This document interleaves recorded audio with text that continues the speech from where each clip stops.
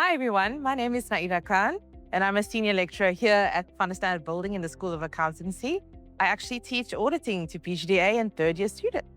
When it comes to my teaching philosophy, I like to think that I focus a lot on leading a student into the light, right? And for me, that means empowerment.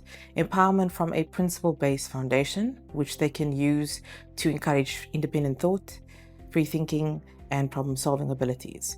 I want my students to be more solution focused than problem focused, which is what they tend to focus on the negatives, unfortunately.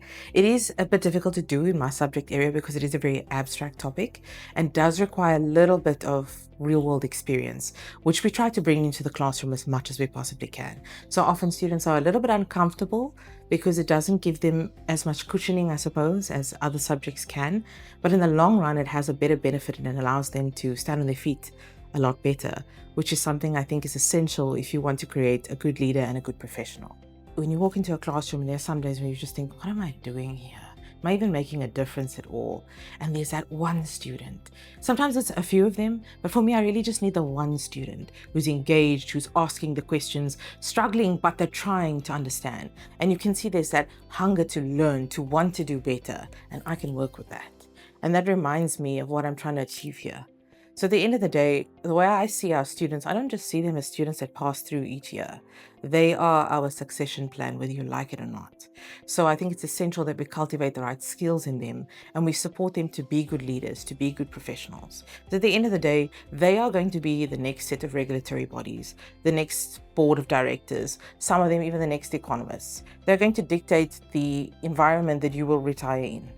And they will have a much further reach than what I could at this stage, what any of us could actually. So it's important that we invest that in them and we remember that on our dark days to keep ourselves fueled in the right direction with the right intention so that we can get them to go out into the world and do great things and to create a better society that maybe we weren't able to achieve.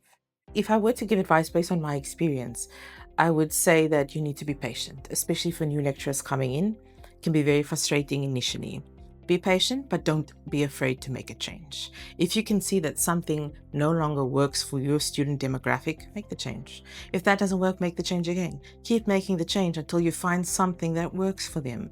And that will change year on year, sometimes term on term, depending on what is needed with that student group. And you shouldn't be afraid to go against the grain.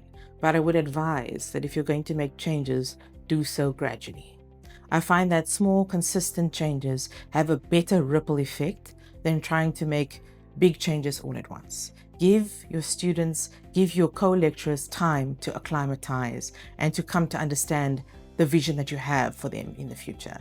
And I find they'll be a lot more receptive to something like that.